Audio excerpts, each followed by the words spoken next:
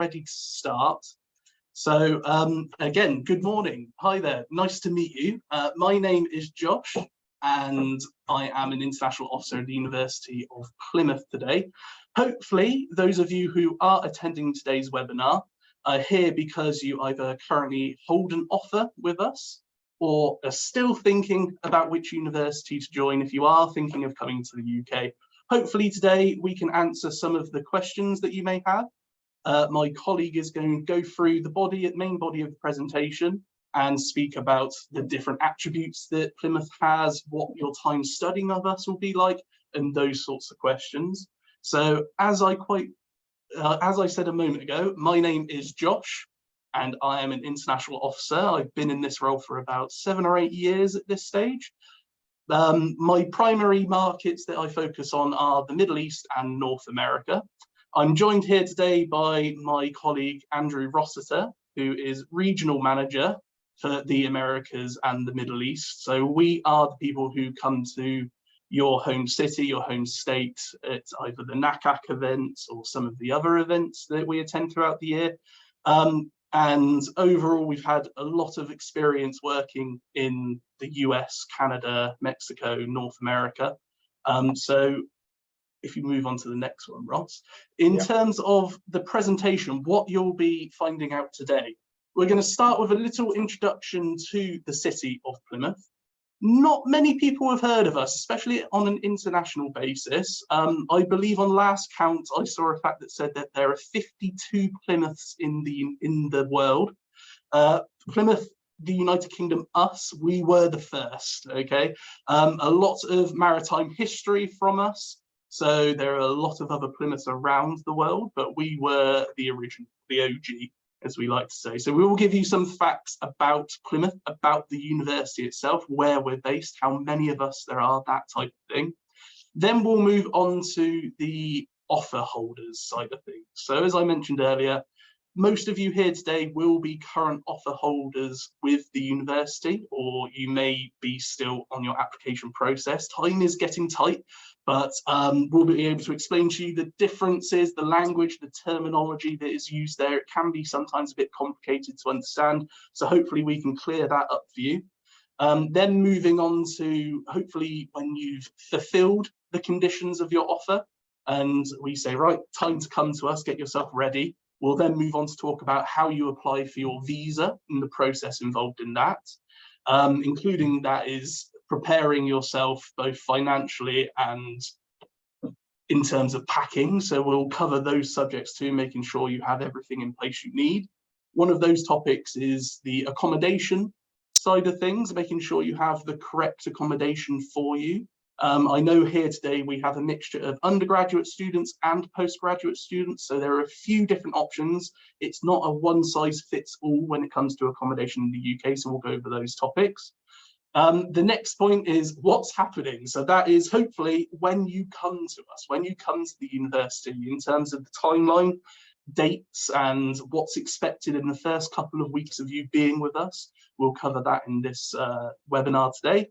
And also talk briefly about the Students' Union, which we'll come on to later. So I'm going to now hand over to my colleague, Andrew, who will talk you through the presentation. One final thing I will cover, down in the bottom left of the screen, you'll see a QR code. This is to allow you to ask questions to us, okay? There are 2 ways you can ask questions in today's webinar, either through the Zoom Q&A function, which I will be monitoring in the background. I'm the computer whiz here, so I'll be monitoring that and answering any messages that are written there. Or if you go to this QR code or go to menti.com and input the code 83205015, you'll be able to ask questions there. Those questions will be addressed at the end of the presentation between myself and Ross talking. So if you want a bit more of an in-depth answer to your question, you can use that service, or you can use the Q&A on the Zoom app too.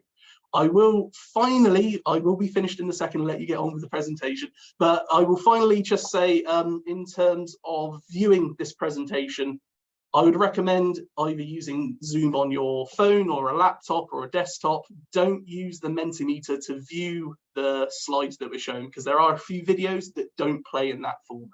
So keep me open on your Zoom app or on the web, and then use your phone to type into Mentimeter if you feel like it. Okay, on to you, Ross. Thank you, Josh, and welcome everybody, and thanks for joining us today. As Josh said, this is I hope we haven't got you up too early, depending where you are in the US, but thank you for joining us today. So first things first, I'm going to talk a bit about Plymouth. So if you've done any research into us, you've probably seen this lighthouse, which is kind of the landmark, the icon of Plymouth. So what it is a lighthouse that was constructed about 14 miles off of the coast of Plymouth, and then in about 1884 they updated it. It was the third lighthouse there. The others had been destroyed by storms or by fire, and anyway the lighthouse was then reconstructed back onto what they call Plymouth Hoe.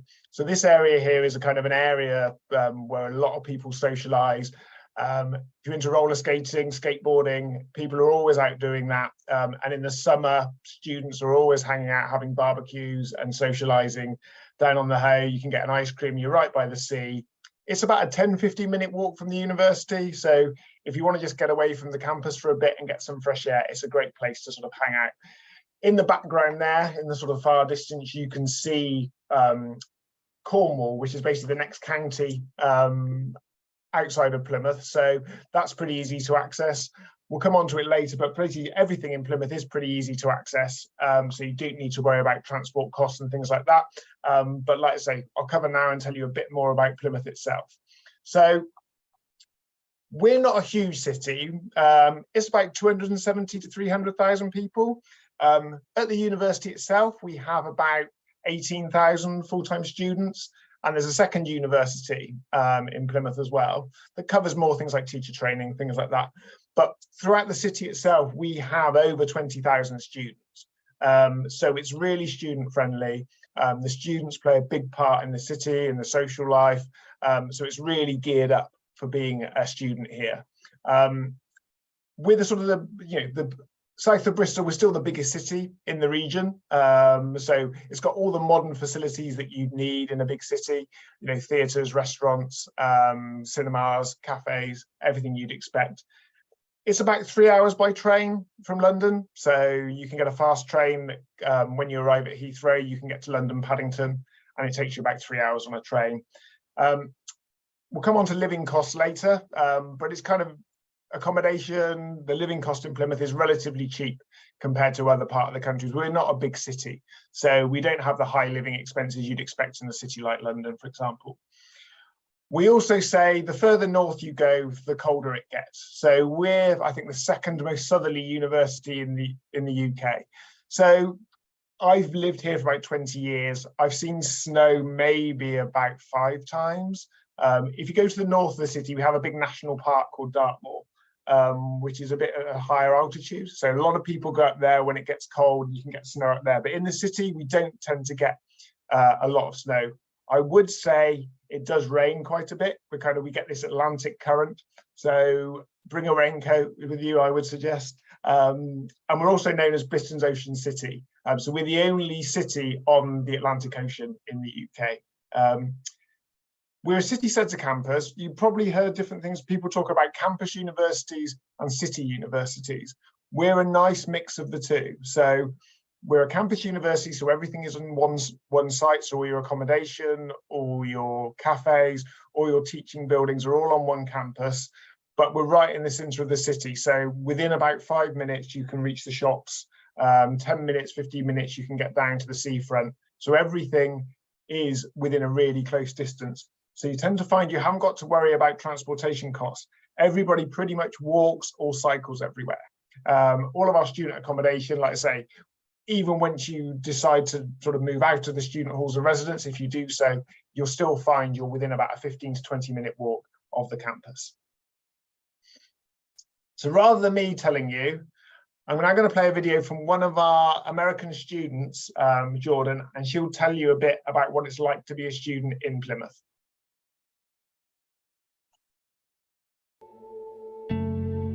My name is Jordan McClay. I'm studying clinical psychology and I'm getting my master's degree. I first heard of the University of Plymouth through the UCAS website. I remember searching for different psychology programs throughout the UK and Plymouth popped up. And they had all their information listed and then their website. So I did some digging around that and that's how I found it. I'm living in private accommodation for my time being here, and I found it really easy to look at different accommodation services for the University of Plymouth. They have quite a bit, and it was super easy to get booked. My social life in the UK compared to the United States, it's good, but it's different in a good way. I have made so many friends here. Yeah, it's really accessible. There's public transportation everywhere. I live actually in city center, so it's nice to just walk around. Personally, I have felt super safe here in Plymouth. I was nervous at first because I come from the middle of nowhere and I don't come from a big city, so I'm not used to the bustle of this place.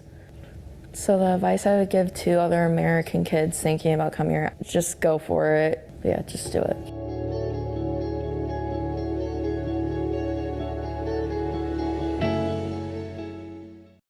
Okay, so yeah, that's Jordan. That's what she had to say about studying here. What I'll move on to now is a bit of information for hopefully you should have all made applications and you will all hold an offer for your individual program, whatever that may be. So you should hold one of two types of offers. Most of you will probably hold what we call a conditional offer. So if you're still awaiting your final results, either from your undergraduate degree or from your high school, you will have a conditional offer. The first thing to do is accept that offer so we know that you intend to join the university in September. Once you've done that, you then just need to meet your conditions. So that could be, like, say, you finish your high school or college or university with a certain grade. There may be additional transcripts you need to obtain. Once you receive those, email our admissions team directly and they will be able to update your offer straight away. They normally try to do that within 24 to 48 hours. So it's quite a quick process, and they can then move you to the next stage, which is where you will be invited to either pay a deposit, but if you are a student that is receiving either federal funding or if you are being sponsored, so you could be either federal or provincial funding, you would just need to supply your evidence of your funding. If you are a self-fee payer, you would need to pay a deposit of £2,000. Once you've done this and produced and completed a pre-CAS checklist, we will issue you a CAS. Now, a CAS is what is short for a confirmation of acceptance of study. Basically, this is a unique code that you would receive from the university that will allow you to apply for your visa. So I'll come on to that in a minute in terms of the application process for your visa. Once you have your visa, you are then able to book a flight and book your airport pickup. You may have what we call an unconditional offer. So that, that may mean that you've already met all the academic conditions. So you may already have completed your high school, you may already have completed your first degree, in which case you would skip stage 2 of that and you would just then need to provide your financial evidence and produce and complete the pre-CAS checklist. So either way, you should be in the position of one of those two situations. If you do have an unconditional offer, you'll be able to move forward slightly quicker. But yeah, what we would suggest you do is sort of, if you do intend to come, firm up your place with us so we know that you're definitely coming in September. The next stage is applying for your visa. So as I was saying, once you've met all the conditions of your offer and you've completed the pre-CAS checklist, you will get your unconditional offer and the confirmation of acceptance of study. Once you have this, you can complete the online student visa application through the UK Home Office. It's a fairly straightforward process. It explains everything step by step. If you have any queries over this, we do have a video and some instructions on our website which talk you through the process and how to do that. When you do apply, you must have the correct financial evidence, both for living costs and tuition fees. Now, for students that are from either from Canada or the US, when you apply, you don't have to necessarily show your living costs. They will only ask for your evidence that you have your tuition fees paid for. However, the UK Home Office may ask you for the evidence of living costs. So we do advise you to have this available if needed.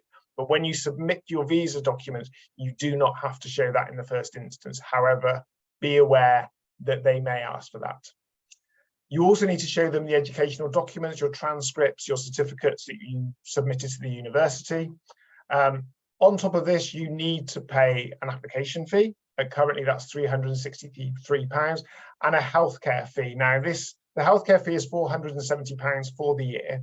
This allows you access to all of the national health services in the UK, so doctors, dentists, any emergency services that you may need. So yeah, you need to pay that in addition to your application fee. Some courses have a thing called an ATAS certificate. So that's really at the university, that's only courses within things like mechanical engineering, marine engineering, things like that. That's not applicable to any other program. And the TB certificate wouldn't be relevant for students from North America. So before you leave your home country, we do provide a list there. If you scan the QR code there, we do have a list of what we would advise you to bring. So that is everything from the certificates and your visas and things like that that you need to actually get into the country and actually enroll as a citizen and as a resident of the UK, along with all the documents that you need to bring to enroll at the university. On there are also things like things that we would advise you to bring in terms of equipment, things like that. I mean, you don't need to worry about bringing loads of clothes. We would advise, if you don't have a good coat, bring a good coat. But anything that you'll find, like if you need to buy bedding, or if you need to buy saucepans, or if you need everything like that is available in Plymouth. We do sometimes have students that literally bring everything but the kitchen sink. So you don't need to worry about bringing everything with you. But on the university website, we do have a recommended list of things that you need to bring for when you first arrive in the UK. So the next thing is talking about financial side. So depending on what course you're doing, you have some of you I know here are undergraduate students. So depending on which course you do, the course fees are between 15,600 and 16,300, and postgraduate taught programs are 16,500 to 19,000. We also have a couple of students, I believe, that are doing PhD research programs. Josh is going to put in the chat some information about the fees for the research programs. The UKVI living expense, basically, as I said, you don't need to show this when you apply for your visa, but these are the UK visa living costs that they advise. So there's a London cost and there's an outside London cost. So Plymouth is outside London. So they sort of say the average cost is about £9,200 for the year to cover everything, including your accommodation, your books, your food, things like that. So, but we would say that is an average. If students want to live more extravagantly, they can, but also you can live for less than that if you want to do so. This may not apply to any. This is mostly for students maybe that are postgraduate students. So people are allowed to bring dependents, so a partner or a child. So this is something that is particularly relevant at the moment because this September may be the last opportunity that students have to do this before the UK Home Office change the rules. So if you do tend to bring a dependent with you, you do need to submit additional documentation. So you must show additional evidence of finances. As you can see there, it's slightly less, so about another £680 a month. And they need to pay the health surcharge and an applicant fee as well. We would also advise you, if you are intending to come with family, to let us know in advance, because most of our student accommodation is basically designed for single students. All of our university on-campus accommodation is for single students. So families tend to stay in private accommodation off campus. There has been a shortage recently, particularly COVID. A lot of people decided that they were going to move to the southwest because it's such a nice part of the world to live in. So a lot of the private accommodation got bought up during the pandemic. So there isn't as much private accommodation for families as there was. However, most students, if you're coming on your own, there's plenty of accommodation available. But if you are intending to come with a family, we would suggest you come alone to start with, and then work with our accommodation office, who work with local accommodation providers, and they will be able to help you find some housing for yourself and your family. There's a QR code there, which will tell you some more information about our web pages for students with families. So once you receive your passport and your visa, you can look at booking your flight. So when you receive your visa, they basically give you what they call a travel vignette, which basically states the dates that you are allowed to travel from. So once you have that inside your passport and your passport's been returned to you, you can look at booking your flights. So here's a bit of information, talk about accommodation. This is a slide here, the guy on the right, he would want to be one of our student accommodation wardens. So when students arrive, there's always another group of friendly faces waiting for you to help you move into your accommodation. So there's two types of choices you have. You have the halls of residence. So this is generally, you can have university managed halls of residence. So the cost for that is about £120 to £185 a week. Or there are a number of privately managed schools of residence. Again, they're very close to campus. They tend to be sort of, like say, £100 to £200 a week, depending what you want. There are two directly on the main campus. So if you're particularly lazy and want to get out of bed at 5 to 9 for your 9 o'clock lecture, they're the two to go for, but they do get booked up very quickly. But then we do have accommodation literally within a 2 or 3 minute walk from the main campus over the main road. So all of our student accommodation owned by the university is very close. If you don't fancy cooking, we do offer a catering package, so you can have all your meals provided for as well if you want to do that. All of our accommodation has 24-hour, 7 days a week security. Even if you decide to stay here over Christmas and during the holidays, there's always security here for you. There's also private housing. So this is the sort of the, let's say, they tend to be sort of terraced housing or sort of semi-detached housing within walking distance of the university. We don't manage that at the university ourselves. So we work with a number of letting agents who provide that to you.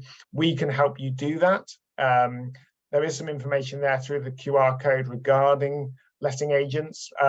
But what tends to happen is during the first year, students will stay in a halls of residence, and then when they've made some friends, they may then decide in their second year or after that, they may then decide to move out and live in private housing after that.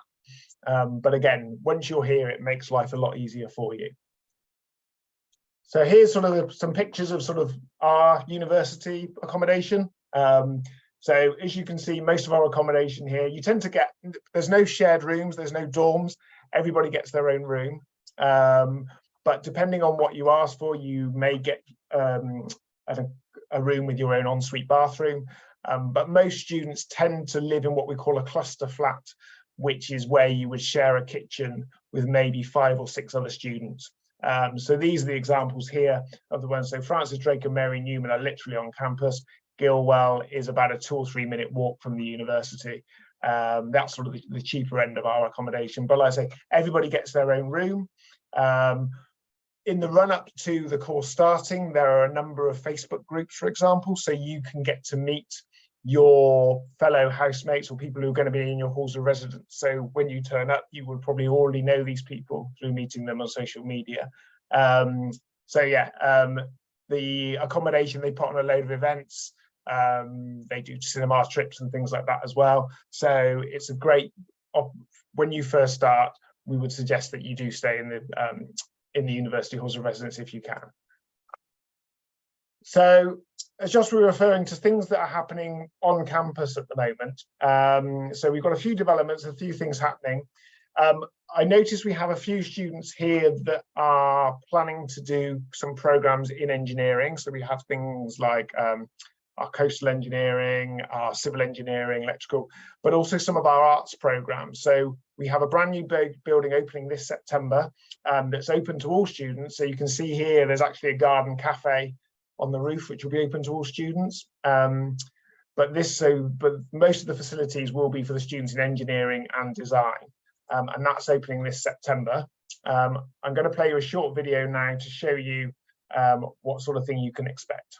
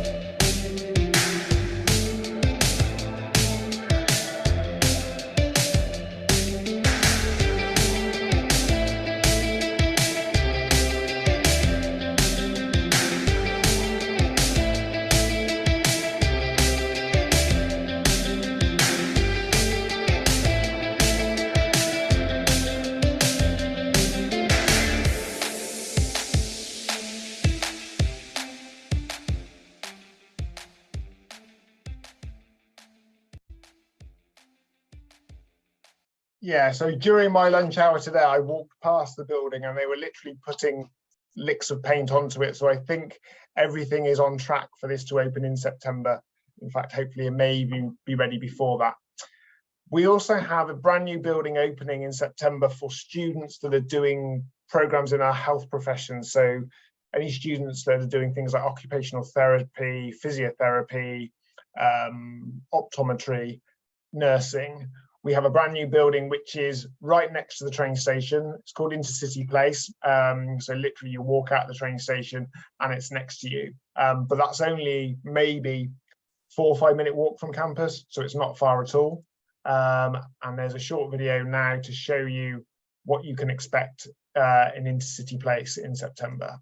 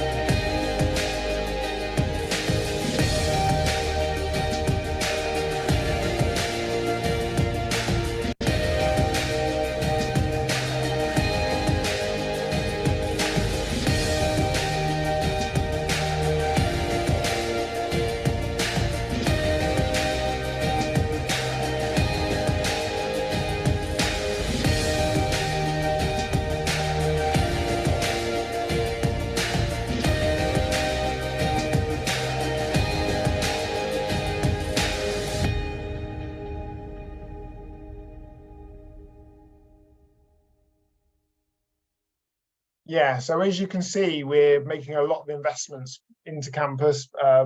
This year it's been a little bit of a building site, but next year hopefully everything will be ready and it will look amazing.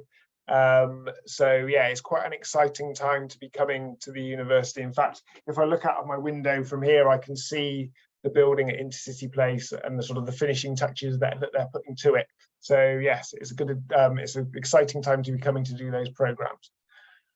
I'm going to talk a bit now about the Students' Union and what role that plays within the university. So outside of your studies, the Students' Union plays a massive role in terms of the social side of things, and also student support. So I'm going to talk to you a bit about what we offer there.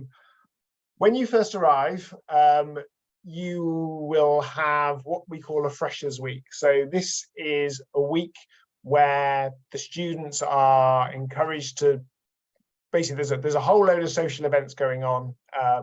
There's also the opportunity to sign up to a number of different clubs and societies. I'll come on to that later, but we have about 160 different clubs and societies that you can join. So this is your chance to go around, speak to the people from those different societies, and sort of look at what you might like to do outside of your studies. The Students' Union is effectively the student voice to the university. So you would vote for a president of the Students' Union each year, who basically has the voice of the students to the senior people at the university. So we advise all students to use the Students' Union as much as you can, because if you have issues and things need to be fed back to senior people at the university, the Students' Union is the best forum to do that. This is a video of what you can expect at a Freshers Week. So this is the one from 2021. So I shall show you that now. Let go, give in now. Breathe in, you can be without. Feel the warmth that you're made of. Don't worry, just give love. Let go, give in now. Breathe in, you can be without. Feel the warmth that you're made of. Don't worry, just give love.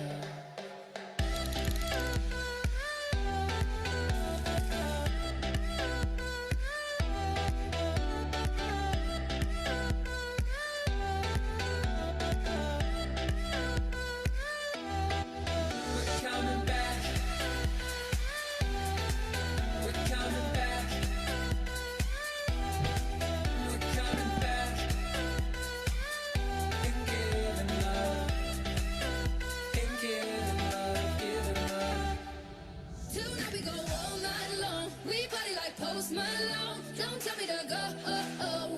Yeah, we are never ever going home tonight. Ain't nobody kill my vibe. Don't tell me to go. Yeah, we are never ever going home.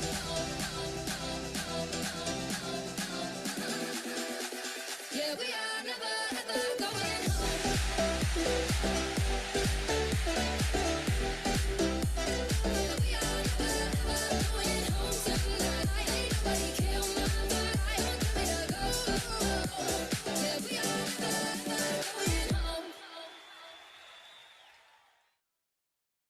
So yeah, so that's a bit of what you can expect in Freshers Week. They'll try and lure you in with lots of freebies to try and join their societies and things like that. But it's a great chance for you to basically get used to the university and settle in before your lectures start the following week. So yeah, the Freshers Week is always a sort of a part of the university year that everyone looks forward to. And we look forward to it as staff, because suddenly, the summer's quiet on campus, and then we suddenly all come back, and when the students arrive, there's a whole new buzz and a whole new vibe about the city and about the university. Then at the other end of the year, we have a summer ball. So every year, to end the academic year, we have a ball on campus. All the students tend to arrive. It's a chance for you to all dress up, put your glad rags on, and go and celebrate your achievements of the year. This was the one from last year, literally the one that would have happened maybe 3-4 weeks ago here on campus. So they haven't had a chance to update the video of that yet. So I'm just going to play you a short video now of what happened at the summer ball in 2022.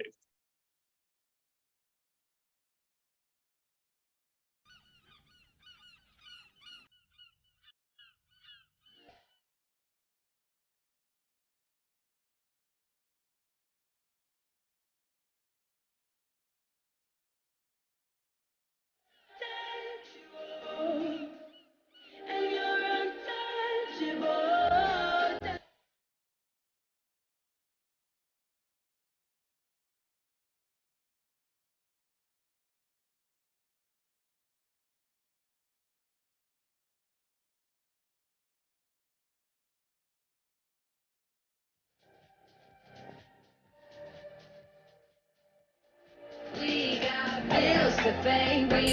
rules to break, we got risks to take, we got things to say, no one ever said it would be okay, but we'll find a way when there's love, and we got love.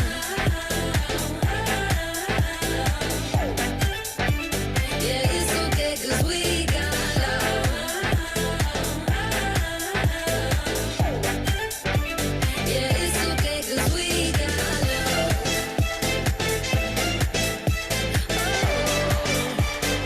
It's okay, 'cause we got love.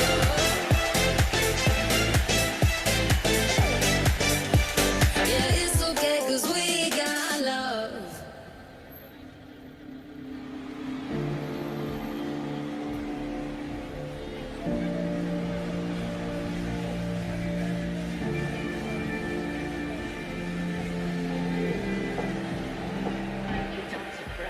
It's 4 in the morning, we fall to the floor and we lost in the moment again. My phone keeps on calling, but I'll just ignore it. Then that's when my friends say, me and you can dance forever, forever. Me and you can dance forever, forever. 'Cause when the music plays, you know we risk it all. If the drums and bass, then let the alcohol. So give me just one taste, and we can lose control. Then we can dance forever. Me and you can dance forever. Thank you so fucking much for dancing. We'll see you soon. Peace.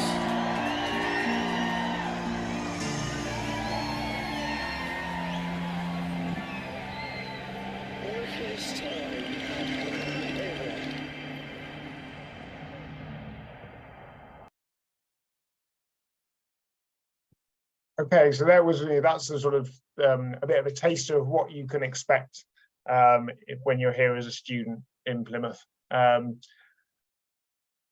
Aside from the sort of the more fun side of things, there is sort of the student support. So I'll run you through some of the different things that we have at the university to help you both before you arrive and at the start of your studies, but also while you're here as well. So one of the things we offer is an international student advisory service. So they're there specifically for the international students. The first thing you would really know with them is having airport pickups. So in September, we run an orientation program specifically for our international students. There's a couple of days during that week where we have buses waiting for you at Heathrow Airport. So once you're in a position to book your flights, if you're able to arrange your flights to arrive on those days, we have some buses waiting on a couple of days in the week of in 1 week in September. The dates are on our website, where we would meet you at the airport and you'd be able to just put your cases onto the bus and we bring you down to Plymouth directly yourself. Then once you're here, we have an orientation program. So that's basically a week for the international students just to really settle in. So doing things like opening a bank account, getting yourself a mobile phone, things that most of the UK students will already have done or already have and you would need to do. And it's just a bit of finding yourself around this, your way around the city, showing you where the supermarkets are, that sort of thing. So it's a pretty relaxed week, but it's also a great opportunity to meet the other international students and settle yourself in before the UK students who arrive the following week. They offer general support, just sort of, you know, if you're having issues regarding sort of just living in the UK, you need any help, they're there to help with that. They can help you, for example, if you need to extend your visa, for example. So we have students that maybe want to do a program with a placement year. So you may need to extend that to do an internship. They can help you with things like that. They can also help you with things like budgeting and money advice. And they do a whole host of trips and events. So they can go down to some of the local cities and local towns. We go down to a thing called the Eden Project. So there's a whole load of boat trips, things like that, that they do throughout the year, which is a really good opportunity to mix with the other students. We also have a thing called the Learning Gateway. So they help you with any support you need while you are studying. So that can be anything from if you've got sort of disability, dyslexia, we've got an award-winning disability assist service. They offer mental health support. We have a chaplaincy, so any faith or spiritual support that you would need. They offer counselling. If you're doing a programme where there's, you need extra support with maths, we offer those support for that as well. And we have a thing called the Peer Assistant Learning Scheme, PALS. Now that's a scheme where you're buddied up with somebody from the senior, a sort of a senior year in your programme. So if you have issues, maybe you just something to do with your coursework that you're not, you don't feel like it's worth speaking to your tutor about, but you want some help or advice on, there's somebody in your maybe a year above you, they've probably been through that, and they will buddy you up with somebody like that, and you can ask them those questions, and they'll be able to help and guide you on those with any questions and queries you may have. We have a careers and employability hub that helps you basically with your career planning for what you want to do in the future. They help you prepare a CV. They can help do mock interviews for it. They offer basically jobs. We look at part-time jobs. So we have the service, if you want to work while you're studying, they can help you find some part-time work, help you find if your course has a work placement or internship, they will help you find that. And then they will help you find work for after you graduated. So you can use the service for up to 5 years after you graduated. There's a number of career fairs, so a load of employers go in. Some courses, so for example, if you're doing engineering, we have a project open day where you would show off what you have done in your final year as part of your project. A number of employers come in and look at what you studied, and we do find that a number of students every year will be offered a job by an employer that comes in as part of either the career fair or as part of the project showcase. And they help you with sort of networking with both previous alumni, with employers in the city. So it's a great facility to use. I mean, the next slide will show you an example of some of the employers that our graduates have gone to. So these can be employers both in the UK and internationally.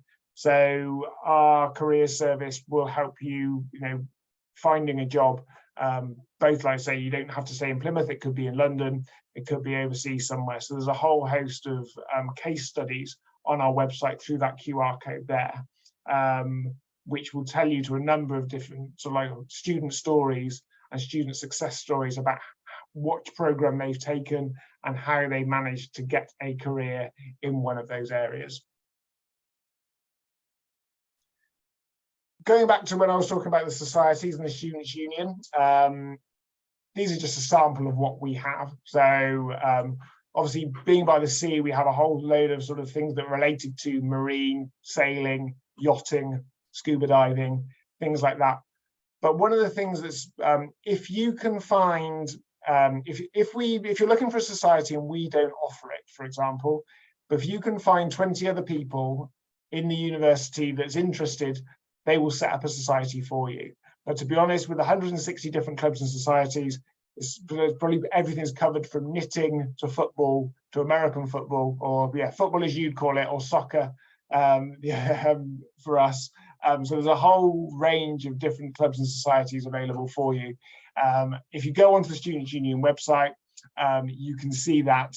And like I say, it gives you a chance to either do something that you know that you love, or it gives you a chance to try something completely new that you've never tried before.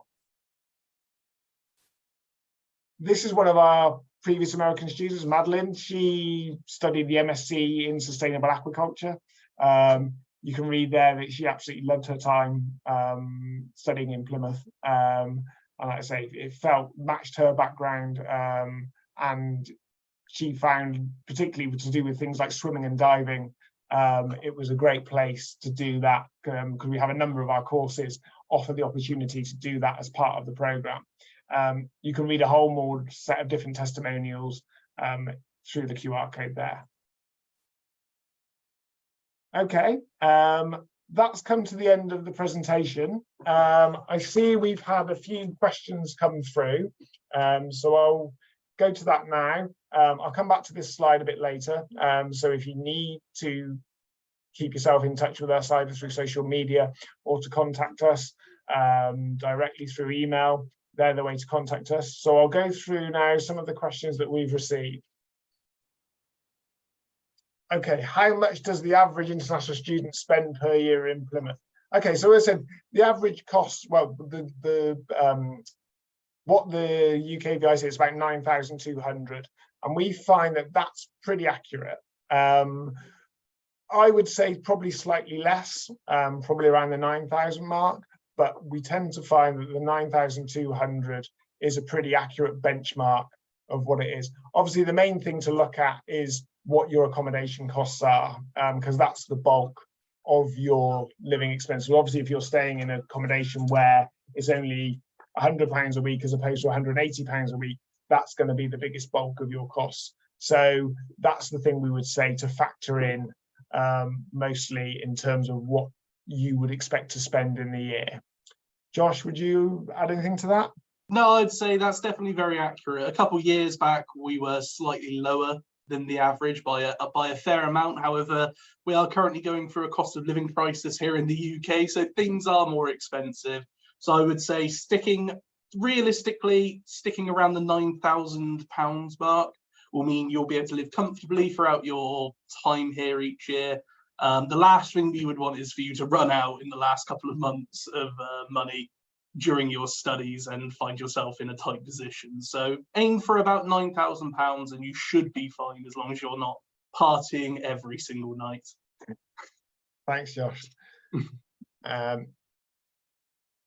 do I get to Plymouth in arrival week? Does the uni help? Yes. So as I mentioned, we have the orientation program week, where we have buses waiting at Heathrow Airport on a couple of days. But if you can't make that, it's still really straightforward. So once you arrive at Heathrow, you've got two choices really. You can either get on the National Express bus, a coach. It takes about 4 hours on the coach, but it runs you directly to Plymouth. And you sort of, you let's say it'd be about 4 to 5 hours after you board the bus, you get to Plymouth. Or the quicker route is to go either to Reading Station or to Paddington Station. So there's some really good transport links from Heathrow Airport that take you to Paddington or Reading, and from there it's a direct fast train to Plymouth. Does say the university does offer that, but if you need any other help with advice on train times and things like that, you can let us know. There's advice on our website and we can help you with that as well. Which accommodation is best? Now, I think probably I'll pass over to, Josh was one of our students here. I don't want to say how many years ago, Josh, but Josh was one of our students. So Josh is probably the best person to answer these questions. So Josh, what would you advise for this? Sure. Well, it was a fair while ago now. I've not hit the decade mark yet, but I'm getting close to it now, since I began studying at Plymouth. So in the time since I finished, a number of new accommodations have popped up.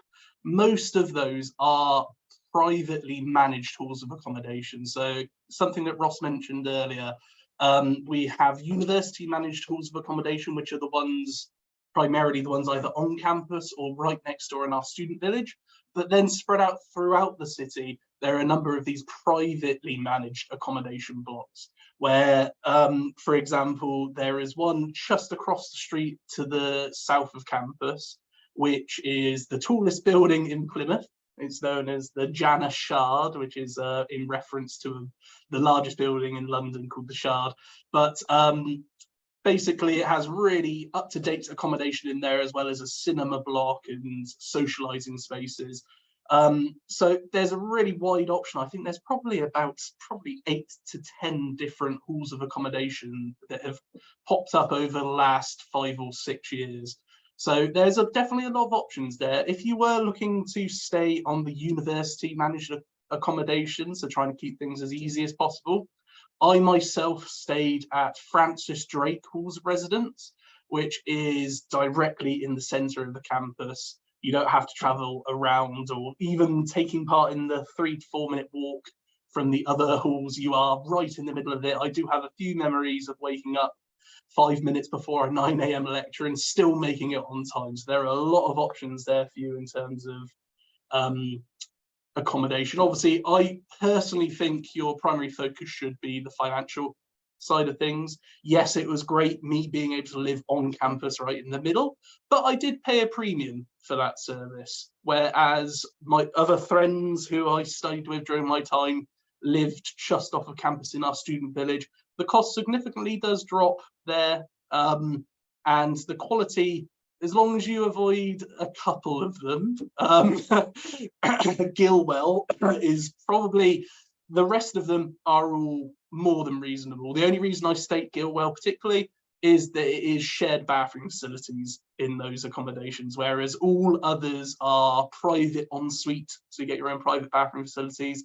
There is only one that I'm aware of, having visited it myself, that is shared. So it's really up to you. Obviously, if you don't mind sharing, you'll significantly keep your costs down there. It could really help out. Okay, thanks, Josh. That's really useful. Okay.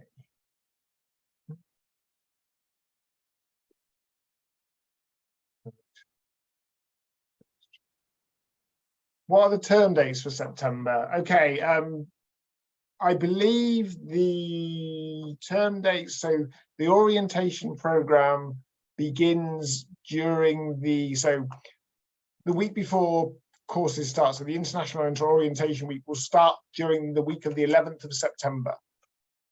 You will then have your program orientation, starts the 18th of September, and your lectures proper will start on the 25th. Josh, I think you're going to put in the chat the up-to-date. Yeah, I can post a link to this year's. All you have to do is scroll down to the bottom half. It still has the 22 entry there at the top. But if you come down to the second half, as Ross quite correctly said there, the week of the 11th will be our International Student Welcome Week. So during that time, that's typically when we would want you to fly into the UK. It's also when we put our bus service on, getting you from Heathrow typically down to Plymouth. And that's a week to allow you to settle in before things get a little bit more hectic. The Freshers Week, the Induction Week, which is the 18th of September onwards, that is the time where all students, both international and domestic, are arriving on campus. If you are a first year undergraduate student, we do recommend you come the week prior, just so that you can settle in, make sure you're comfortable, get your bearings around the city, for example, know where to go for local groceries and stuff like that, where the local supermarket is, where you can get all of your cutlery and plates and bedding and everything like that. Do that the week before, because the week of the 18th will be pretty intense. You'll have events going on throughout the day and the night throughout that week. So we want to make sure that you're not stuck in a limbo, and making sure you have everything in place. Right. Thanks, Josh. On that one. Can I work whilst I study? So the answer to that is yes. So as part of your student visa, once you receive your visa, it will have you will have a vignette, or sort of you'll have your visa in there, and it will tell you that you will be able to work for 20 hours per week while you are studying. As I mentioned, we have a careers office that will help you with that. Now, those jobs can vary from anything. So at the moment, we have a student ambassador working in our office that helps us. There's a lot of jobs as student ambassadors working at the university. So they are things like helping at open days, helping tour prospective students around when they visit. But there's a lot of work off campus as well. So there's a lot of work within the tourism industry, for example, in bars and restaurants. Plymouth's a big tourist centre, particularly in the summer. So there's a lot of jobs relating to sort of the hospitality industry as well. But there are other, people are working in shops. So if you want to work, there's a lot of opportunities available for you. And it's pretty straightforward to find part-time work if you want to do that. Okay, what sports facilities do we get access to? So the university itself, on campus, we have university gym, which people have access to, which you can pay to join. We have university squash courts on campus as well. but all university students have, just to the north of the city, probably about a 15-20 minute walk, we have a thing called the Plymouth Life Centre. As part of being a student at the university, you get access to free swimming facilities and free diving lessons at certain times of the week. So there's certain days where you're just to be able to access the swimming pool and the diving centre for nothing. There are also, if you're interested in other sports, such as anything from rugby or soccer or football, those are sort of off campus, but they're not too far. But obviously we would arrange for you to get, within your societies, they would arrange for you to get there. But on campus itself, we have, say the gym and the squash courts and things like that. And then I say other facilities are within a short walk of the university. If you have a look on the Students' Union website, the societies will tell you exactly what sort of access you get. But pretty much everything you want to try, we have access to here. I enjoy being in nature. Are there options for this in Plymouth? Now, one of the things that people really enjoy about Plymouth is the access to fresh air and to nature. So not only are we by the sea, as you will have seen, we also to the north have one of the UK's national parks, Dartmoor. If you've ever seen the Steven Spielberg film War Horse, he filmed a majority of that up on Dartmoor. I think he referenced it as being one of the most beautiful places he's ever been. So there's stunning scenery. You can go walking up there. People go horse riding up there. So it's a great opportunity for that. There's a number of our programs, students that do things like marine biology or environmental science, where field trips are an important part of the course. So those programs, students will have field trips to Dartmoor or to the local estuaries and things like that. So yeah, if you're into being outdoor and getting fresh air, Plymouth is one of the nicest parts of the country to live in. I have two young daughters. They are completely ungrateful because whenever we over the summer, they tell me they're beached out. So we like, when the weather's good, everybody in Plymouth goes to one of the local beaches, 5 to 10 minutes, and then they can get so grumpy because they feel like they're beached out. So if you want to get access to nature, access to the sea, bring or buy a warm wetsuit because the sea is cold. But there's a lot of opportunities for doing outdoor stuff in Plymouth. What student support facilities does Plymouth have? I think I covered this a bit earlier. So it's everything from, like, say, your International Student Advisory Centre to the support facilities in terms of, your learning. Like, say, if you need to access any disability assist facilities, careers facilities, we have what we call a student hub centre. So there's one central part within the library of the university, and it's just a drop-in centre. Students can just walk in and access that, and they will then direct you to that. So there's that in terms of support, both in terms of your learning, but within the Students' Union, they can offer you a great deal of support just in terms of your general living in Plymouth and your life as a student. So pretty much everything that you want, really, the university is able to cover. What is a placement year? And do all courses offer it? So at undergraduate level and some of our postgraduate courses, we have what we call a placement year, which is essentially an internship.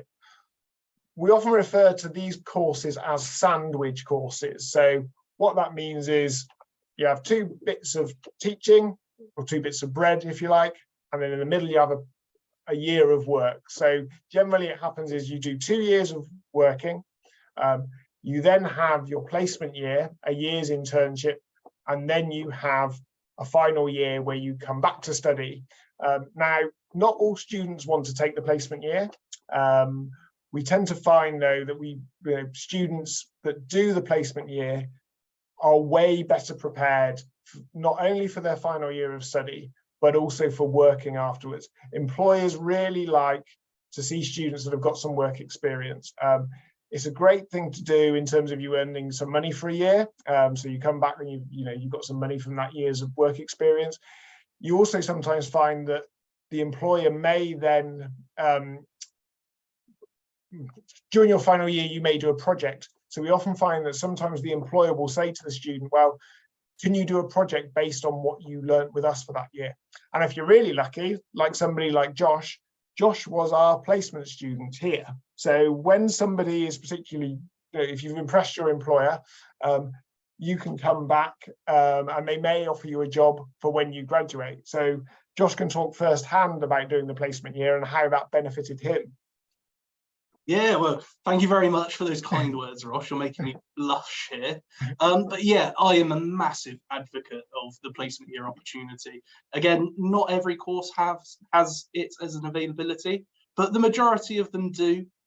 It's something that wasn't very common 5 or 6 years ago. Not many other universities offered it. Plymouth was one of the first that I'd heard of as a student that had this opportunity, but now it's becoming really commonplace. The fact that so many of these sort of strong job applications that you'll be putting in for these strong positions out of graduation, they will ask for some sort of work experience, and to expect that from a student who's just finished their bachelor's degree without undertaking the placement year, I don't know how you could fulfill those requirements unless you are doing something like this.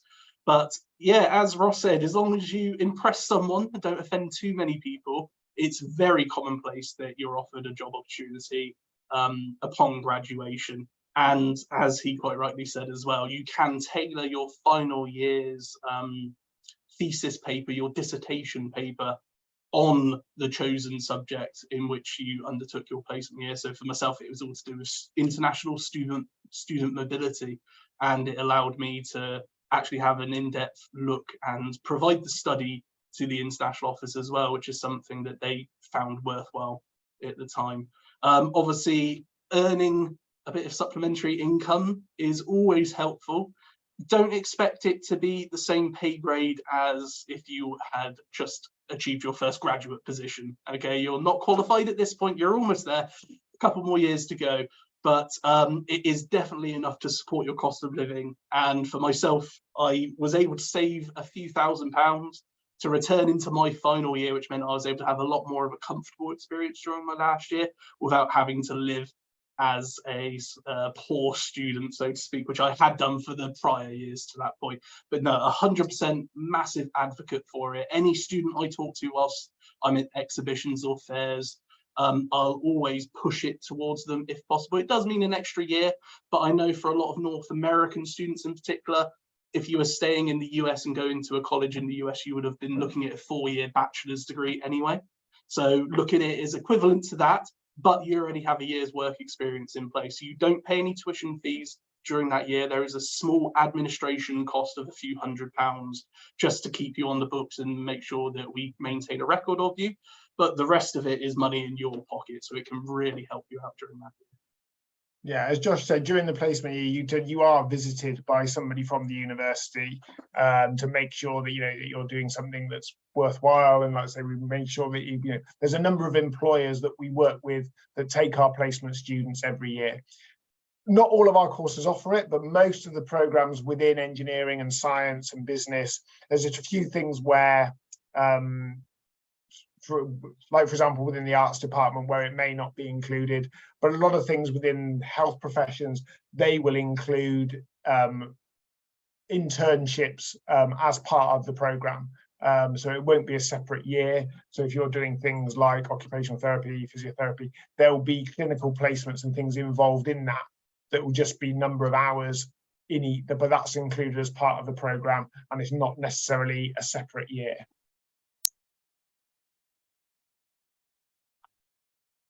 How much to budget for plane tickets? Any assistance? Good question. I would say, flight costs, I would say, now Josh, you can correct me if I'm wrong here. Flight costs, I think, to the East Coast can be around between £500 and £600, would you say?